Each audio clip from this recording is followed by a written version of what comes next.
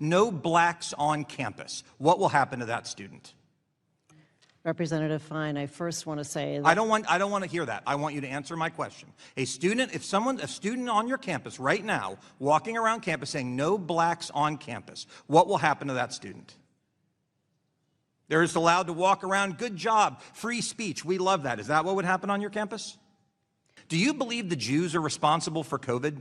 Is that some sort of conspiracy that we came up with to go after people? The Jewish students on your campus and professors were responsible for COVID and it was like unleashed on people? Is that what you believe?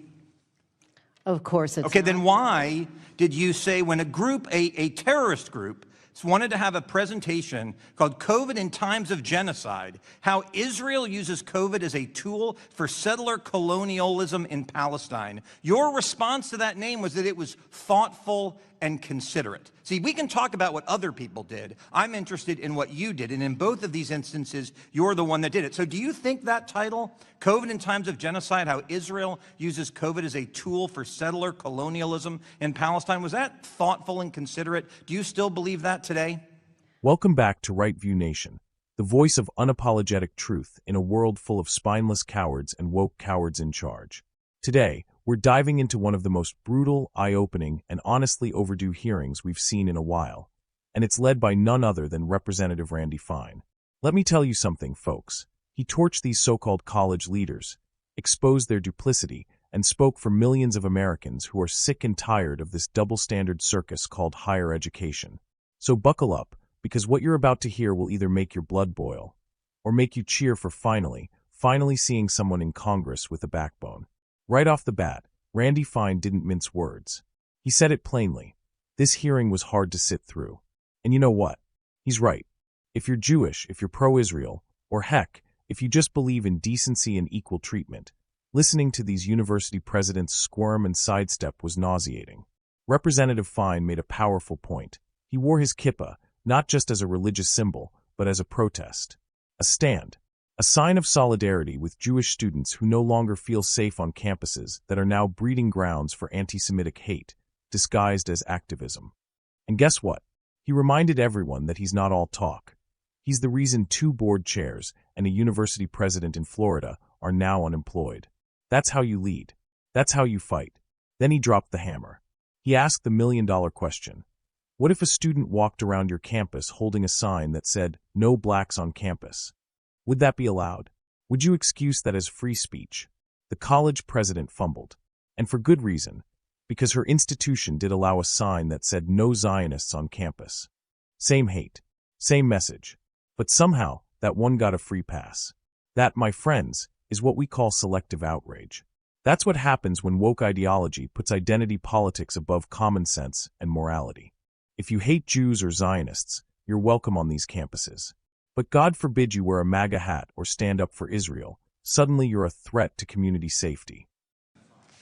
Thank you. This has been hard to sit through. And for all the Jews that are out there, I want to apologize to you because it's been tough for me listening to a lot of the repulsive and repugnant commentary that's been made both in those asking questions and those answering them. But God puts us where he wants us to be. My 17-year-old this morning told me to wear my kippah, which I don't do often, but that may change, in honor of all of the students at these campuses that don't feel safe to wear it themselves. And for anyone who doubts my commitment to fighting on these issues, no matter what side of the aisle they're on, they can go talk to the 2 chairmen of the board and the 1 university president in Florida who no longer have their jobs because of me. So I encourage you to keep that in mind when you answer my questions. I think we heard a lot of lip service here. And Mr. Cole talked about the importance of free speech and equal access to education. So I'm going to start with those questions with Dr. Raymond. Dr. Raymond, and I encourage you, this may be happening right now. If a student is on your campus right now with a sign that says, "No blacks on campus," what will happen to that student? Representative Fine, I first want to say that I don't want to hear that. I want you to answer my question. A student on your campus right now, walking around campus saying, "No blacks on campus," what will happen to that student? They're just allowed to walk around, good job, free speech, we love that. Is that what would happen on your campus? No. Okay, good. Would they be invited to go get an education somewhere else, which is what I hope the answer is? It would be the same as someone who is inappropriately Would they and be repugnantly. kicked out of campus if a student walked around your campus saying, no blacks on campus? Or would we like sit around a drum circle and talk about how great it is? What would happen? Would they be kicked off? Or is that free speech at Haverford College? No blacks on campus? Representative Fine, there is no room for discrimination or But there hate is room, at because at your Haverford. campus, in front of you, at a protest, students held up a sign saying, no Zionists on campus. They said, and there was no consequence for that, and you were at that event, and it happened on, it happened on September 30th, 2024. You were there. My second question I'm going to go to, do you believe the Jews are responsible for COVID? Is that some sort of conspiracy that we came up with to go after people? The Jewish students on your campus and professors were responsible for COVID and it was like unleashed on people? Is that what you believe? Of course it's Okay, not. then why did you say when a group, a terrorist group, wanted to have a presentation called COVID in Times of Genocide, how Israel uses COVID as a tool for settler colonialism in Palestine, your response to that name was that it was thoughtful and considerate. See, we can talk about what other people did. I'm interested in what you did, and in both of these instances, you're the one that did it. So do you think that title, COVID in Times of Genocide, how Israel uses COVID as a tool for settler colonialism in Palestine, was that thoughtful and considerate? Do you still believe that today? I did not say that about that title, and I do not believe that today. And Zionists are welcome on our campus. And Zionists are Jews and not Jews. And to go back to your other point, we do not tolerate discrimination against. Well, then let's any get on to kinds that. of Since individuals. Zionists are welcome on your campus, we will now talk about a professor that is on your campus. And I may actually give some of my time to Mr. Cole on this one, because he talked about equal access to education. You have a professor named Guangtian Ha, and I apologize, who said in August of 2024, the only way to deal with Zionists is to stop talking to them and refuse to let them waste your time. Now, I don't know what Professor Ha teaches, but I would assume there are some students in his class that are actually Zionists. So would it reduce their access to education if their professor publicly says, I should stop talking to Zionists and I should not waste my time on them? How is that acceptable on your campus? Discrimination of any form is not acceptable. Okay, so does he still work on your campus? Does he still work there?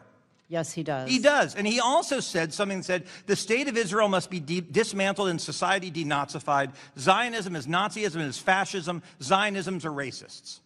And that's okay. And you can continue to work on your campus when you make those statements. That's okay. Keep the job. Those statements are repugnant, and I do not defend those statements. But you do, because here's the last one I'm going to do. You had a graduate student. Let's see if I can find it here. You had a graduate student who, before he was hired, made a statement. Can I find it here? The problem with your place is there's so many. October 7th, 2023, you had a visiting assistant professor write, October 7th was a beautiful sight to wake up to this morning, end quote. And after this person made this statement, your school offered them another position in June of 2024. Why would you hire someone who says that October 7th was a beautiful sight to wake up to? Why would you hire that person?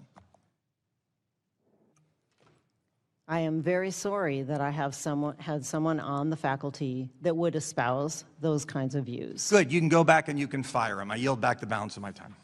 I thank the gentleman, and I would ask to submit for the record the most recent ADL campus anti-Semitism card that includes a report card that includes the 3 universities here, as well as others, including some that have been in front of us, where if it is conjecture that this committee and our activities with hearings are not having impact, we'll see that there has been impact in better grades that are coming on for some, still terrible grades for others. So without objection, I submit this for the record. These college presidents give fancy speeches about inclusion, but they don't walk the walk. They coddle radicals.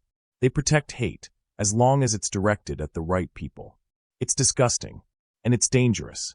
Let's not forget the lunacy of defending a campus event called CO in Times of Genocide, how Israel uses COVID as a tool of colonialism. That's not just false, it's anti-Semitic trash. And one of these presidents had the gall to call it thoughtful and considerate. What? This is academic gaslighting. They're legitimizing conspiracy theories that would get anyone else fired on the spot, if it were about any other group. And just when you thought it couldn't get worse, we learn about Professor Guang Tianhe. This guy, on record, said the only way to deal with Zionists is to ignore them, and that Zionism is Nazism. Let me say that again. Zionism is Nazism, and that lunatic still teaches young minds on a U.S. campus. What if someone said black nationalism is Nazism? Feminism is fascism? That professor would be canceled before sunset. But when it's anti-Israel or anti-Jewish, it's apparently nuanced discourse. And this is where it crosses the line from disgraceful to deranged. A visiting professor celebrated the October 7th Hamas terror attack, calling it a beautiful sight. And what did the school do? They hired him again the next year. This is the fruit of DI gone wild, a system that rewards hate if it targets the right group. Where is the line anymore? Let me ask every parent watching this. Is this where you want to send your child? Is this what your tuition dollars support? Hate speech, Jew hatred, and woke administrators too scared or too sold out to take action. We have a sickness in American academia, and it's time for massive reform. To Randy Fine, thank you for being one of the few with guts. You didn't just ask tough questions. You exposed the rotting core of what's become of our elite universities. You reminded us that silence in the face of hate is complicity. To the rest of Congress, follow his lead. Cut the funding, fire the frauds, and start protecting students who believe in truth, freedom, and yes, Israel's right to exist. We're not backing down. We're not shutting up. And we're not letting our children be indoctrinated by people who hate our values. This is Right View Nation. Hit that like button. Subscribe if you believe in truth over tolerance, courage over cowardice. And drop a comment. Should these university presidents be fired? Because silence is no longer an option.